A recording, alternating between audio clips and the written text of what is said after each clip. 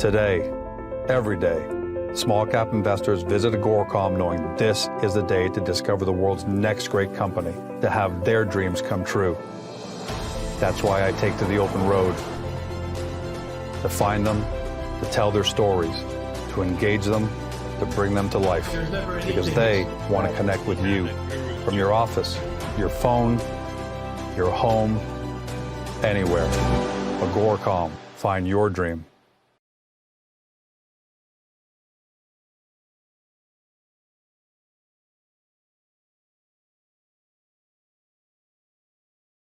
Welcome to CEO Interviews, a production of Agoracom, in which we take the time to sit down with small cap executives about what's going on at their companies. And after a pretty busy summer, back from Labor Day, we're happy to have him back. Paul Gill, CEO of Lomiko Metals, traded the TSX Venture Exchange under the stock symbol LMR. For our friends in the US on the QB under LMRMF, and for our friends in Europe on Frankfurt under DHHC. Now, for those of you who are new to the story, Paul's going to be on here to discuss the emergence of Lomiko's La Loutre high-grade flake graphite property from a mining development project into a viable, serious asset capable of providing supply to the 91 lithium-ion mega factories currently in various states of development around the world. The company's got some exciting next steps, so I'm not going to steal his thunder. We're going to get right into it. Paul, hope you had a great summer. Welcome back. Hi, George. Thanks. It was a great summer. Lots of progress. Yeah, and you weren't quiet over the summer because we had an interview in July. You've been putting out news, so let's get to it. La Loutre, you've done a lot of work there. The next 6 months is going to be go time, where we really find out what you got. But what do we know about La Loutre today? Why is it so special? Well, just in July, George, we were able to put out our last batch of drilling on the La Loutre property, and again, there was fantastic results.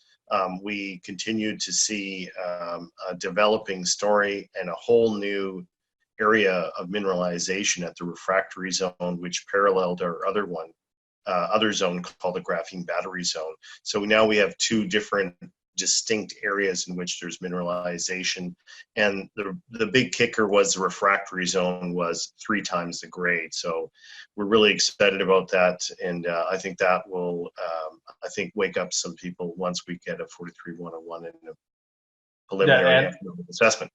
And I remember in our last conversation, grade was very important for you. You wanted to be at or above the 10% mark. Are you happy that you're probably going to be there now? Yeah, a number of intercepts were well above the 10% area. Then we had 18, 17, 16, 14, and over significant widths, 20, 40, and 100 meters. I mean, those are kinds of intercepts that a mining engineer loves, and so a lot of them are looking at it and licking their chops and trying to figure out how they're going to get involved. And so we're inundated with proposals right now. So we're really happy to see that. But it's just a justification for our strategy. Our strategy was, let's not go to the market with a subpar project. Let's go to the market with a top 5 project worldwide, a world-class project, and now we've got the guns to do it with. Is it too early to say that you're a world-class project already? And do you have to wait for the 43-101, or are you pretty confident you're at that? You've got it already? Yeah, I think that with the kind of grades that we have seen, we're definitely knocking on the door. Now, you remember that we've got 12 anomalies on this project. We've only drilled 2, and both of them have mineralized zones. So, I think it's a little bit early. Maybe, yeah, you're right to call it a world-class project with 170 drill holes into it. And if you look at our PowerPoint and the highlights that we've made on various different drill holes, you're probably going to go blind because it's all yellow. On which ones to highlight was the toughest thing, because there's so many different highlighted areas. So we're definitely aiming to, I think, wake some people up and say that North America has a part to play in the graphite market. So the rubber's going to hit the road.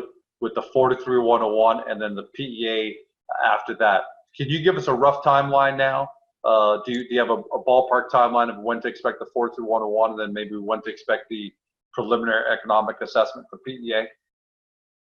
Yeah, we announced our drilling results in July. We were really trying to go hard and get the engineering firm tied up to do the 43101. That didn't happen. We've since that time announced a financing, which we should talk about later. But we need to make sure that we go through and get the financing done, and then we'll have enough dollars to pay for that 43101 and the preliminary economic assessment.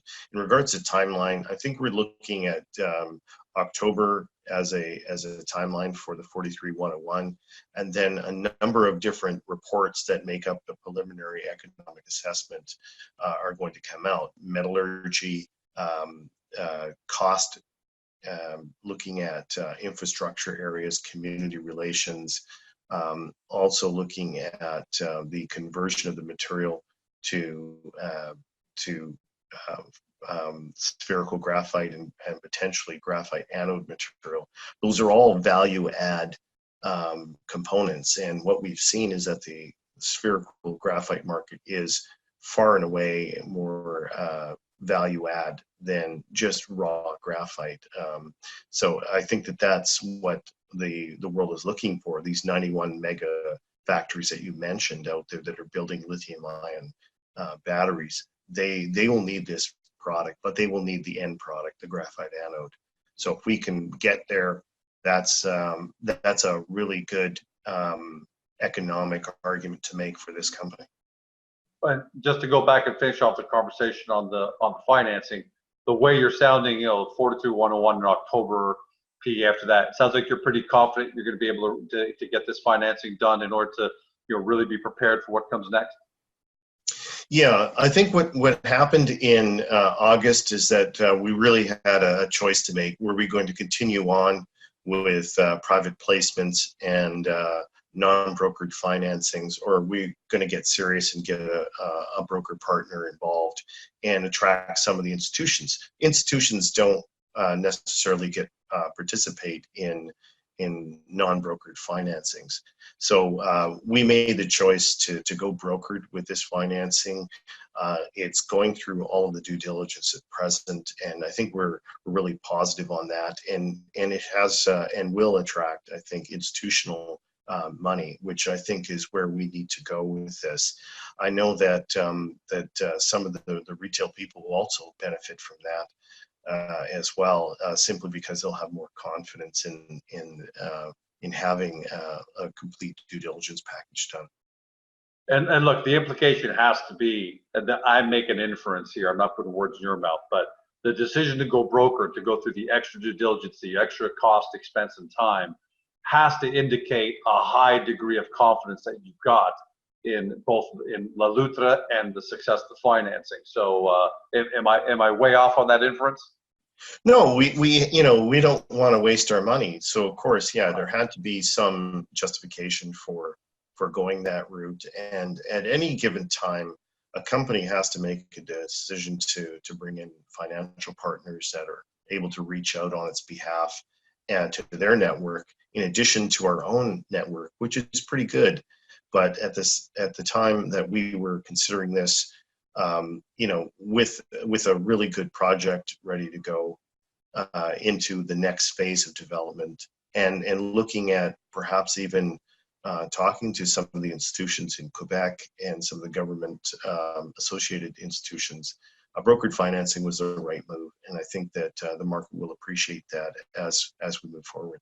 All right, so since you say look forward, let's look past that point now. So assuming with pretty confidence that, pretty much confidence you're going to get the financing, therefore, the PEA and 43101, all that's going to happen. Let's look forward. You had an interesting quote in your press release, in the last press release. I'm going to read it here. It's an excerpt. We are at the beginning of the battery materials bull market. Can you be competitive in this?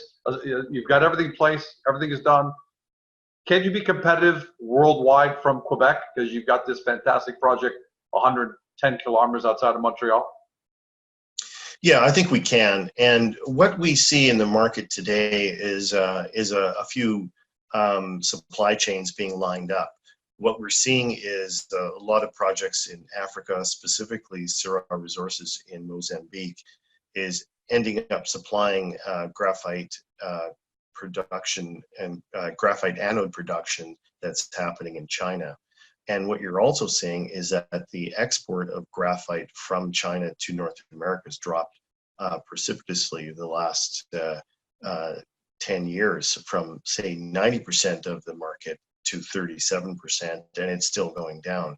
So what we're seeing essentially is supply chains being developed in Asia. Now we need to have those same supply chains within North America so that we don't have to depend on Chinese products per se, and especially coming to light the particular situation with the trade war at present. All of a sudden, if that were to escalate even further and we're getting products banned, some of the materials that go into electric vehicle batteries, that go into the Tesla mega factory in Nevada and other ones that are being developed in Boston and New Jersey and areas like that, won't have the raw product.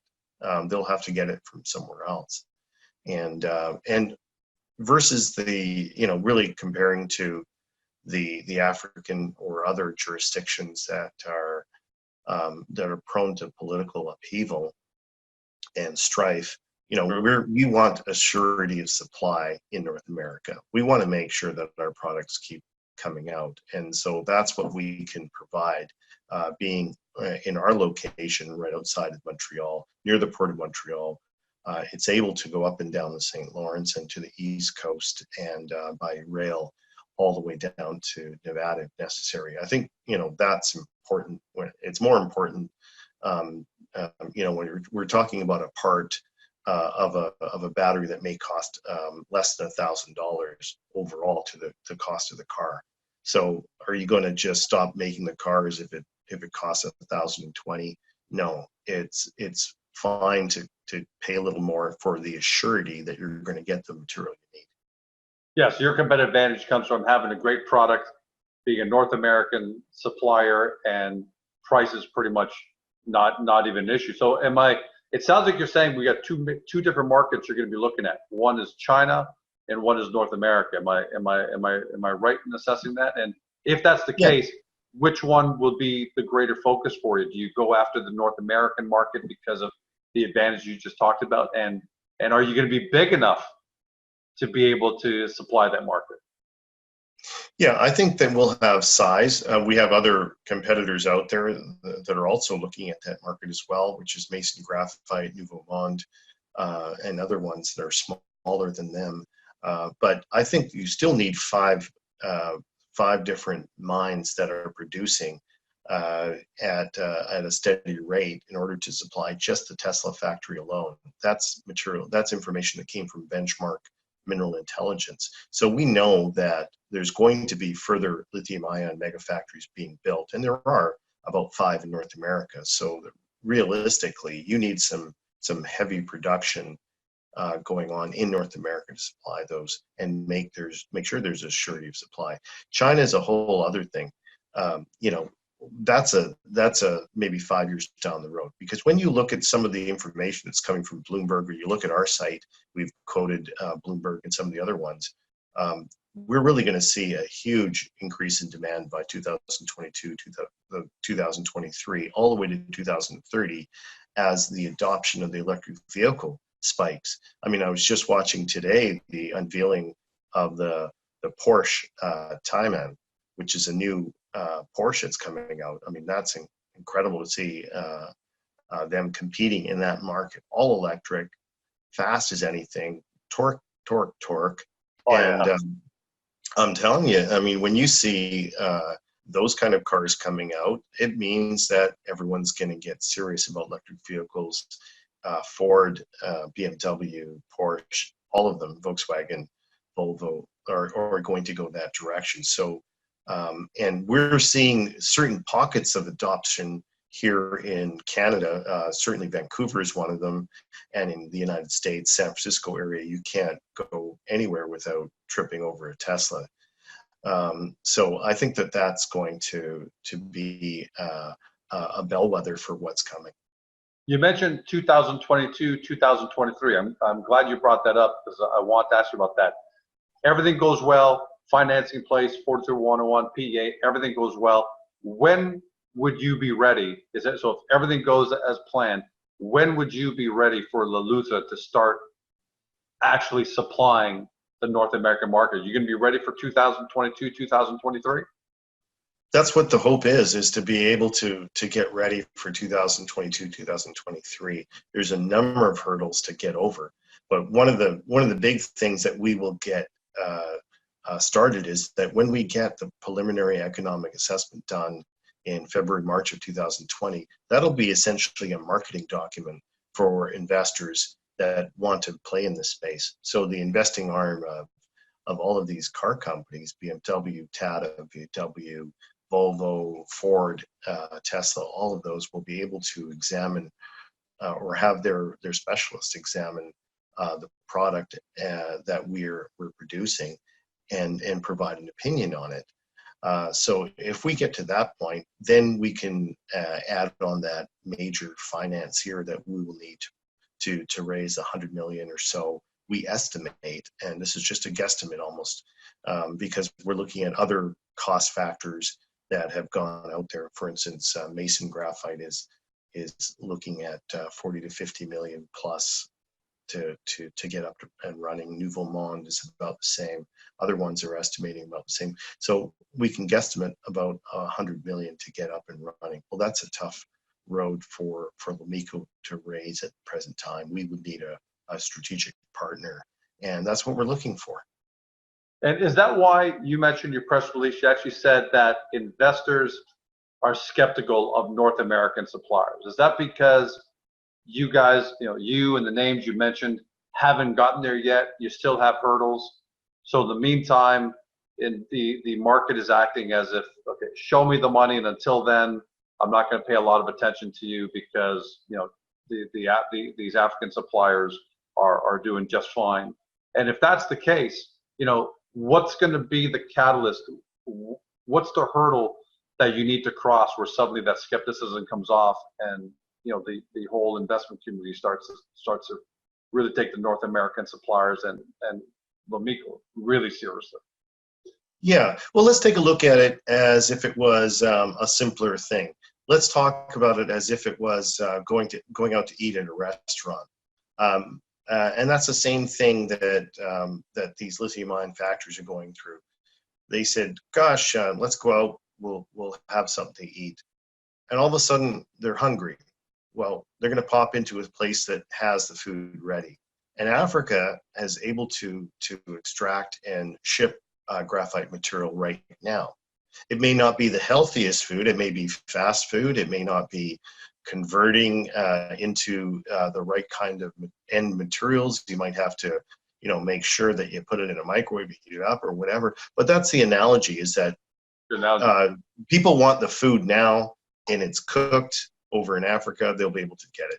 But when they realize that there's some value add to having it in a local spot like Quebec, where there's lots of government support to keep the project going, they'll shift over, and it's all about a surety of supply.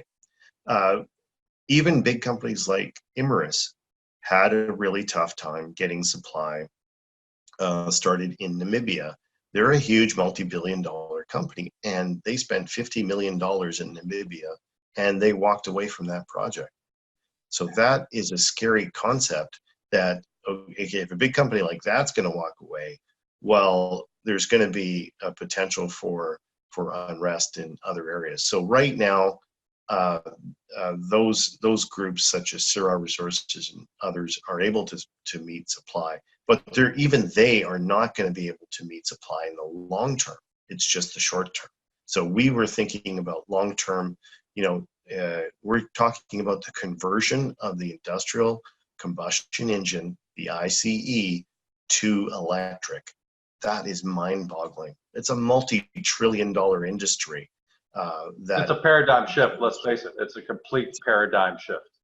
Yeah, and it's not unlike other paradigm shifts that happened in the past. No one heard about the internet in 1990, and by 2000, everyone had it. And then no one knew about smartphones in 2000. By 2010, everyone had it. No one knew about social media in 2010, but in 2020, everyone has social media. Streaming. So Look at streaming. Streaming music, streaming movies. So 10 yeah, years and ago there's wasn't a it's thing. Today, that's everything, and that's what I love about the business you're in, Paul. Sorry to cut you off there, but you've been patient with La Luta. You've nurtured it along. You've been calling this paradigm shift, and we know it's going to happen.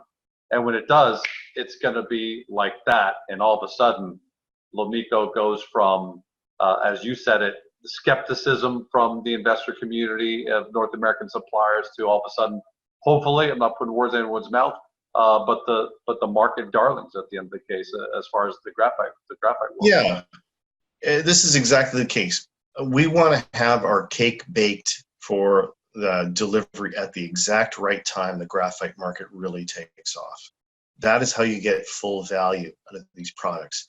I mean, I follow one of the best investors in this particular market is Frank Justra, and kudos to him. I hope he gets a chance to watch this. But I mean, he was amazingly good at predicting when the lithium market would really take off, and he nailed it perfectly.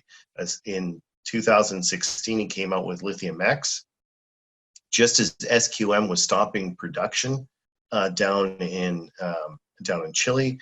All of a sudden, lithium took off, LIX took off. They made a lot of money. When SQM was ready to start production, he immediately sold that company. It was the best market timing project that I've ever seen. And I just look at that and go, that is perfect. That's the way you need to do it. You need to get in at the right time. But you know what? In order to attract a high-level investor like that, you have to be ready. You have to be ready. And I look back at our experience with the copper market in the early 2000s. We were not sure what was going to happen in 2001 with the copper market. It was 70 cents. People are leaving Peru. People are saying, what the heck are you doing in Peru? The shining path is still out there somewhere, and etc. Well, we put our money down and said, this is a place to invest. And we took the risk, and we got rewarded. Copper took off. We attracted Wheaton River to that project. Gold Wheaton and Hud Bay Minerals to that project. So that was an incredible learning experience about how fast markets turn and how you have to be ready. And knowing that you guys have done it before, Paul, should give everyone even more confidence that you've got a fighting chance, a real fighting chance at creating a winner here. So, let's revisit all of this now. The next, come close of financing, come 40 through 101 in October. Like I said, the next 6 months for Lomiko is going to be incredibly exciting because the rubber's going to hit the road. You're going to know exactly what you got. So I can't wait to have that conversation. I want to touch on one last thing before you go. Prometheus Technologies, that's a subsidiary of Lomiko, and you've recently, just announced a transaction. What's happening there? But more importantly, how does it impact the shareholder base? Yeah, I think what's happened with Prometheus is it's really gotten to be its own company, and it's going to end up purchasing Lomiko Technologies from Lomiko Metals, and that gets two things happening. Lomiko Metals gets a shot in the arm, a financial shot in the arm of $1.3 million, nice. And Prometheus ends up being able to put more money into smart home devices and graphene energy storage to get those projects off the ground and running, because Lomiko Metals just doesn't have the financial capability of running two different, completely diverse projects at the same time. So I think it's a good transaction. Lomiko Metals retains 20% of Prometheus, and we get a toehold into a really interesting, I think, unfurling of a new company. So it's you get some great cash too. You get some great cash at the same time. Exactly, yeah. So we're waiting for that one to complete, and I think it'll be a good opportunity for everyone. Paul, thanks for joining us today, man. What I really love about it is Labor Day just went by, and bam, you know, you're on Agoracom, talk to everybody about what's to come. You almost couldn't wait. In fact, you know, you reached out last week, say, hey, I want to talk to everybody, and I think that's just a great sign that you're right out of the gate, you're sprinting. So thanks for being here, and looking forward to having you back on. I would say 30, 45 days at most. Excellent. Yeah, we've hired IR. We've got everything running on max right now. So we're looking forward to the next 8 months and we're finally going to get to that value creation event. You've heard it here first. Lomiko Metals, next 6 months. This is where the rubber hits the road. Make sure you do your due diligence. You've watched Paul. You've heard what he had to say. It behooves you now to take that extra step. Get to Agoracom. Punch in the company's name or symbol, read the profile information, read all the information we got there for you. I would definitely recommend watching the previous interviews we've done with Paul. We've done a number of them in 2019 to really give that whole picture. And then finally, link over to the company's website from there so you can get the holes filled with any information you need. But make sure you're watching the company really closely in the next couple months, because financing 43101, it sounds like all that is on the way. Thanks for joining us, everybody. Have a fantastic day. See you next time.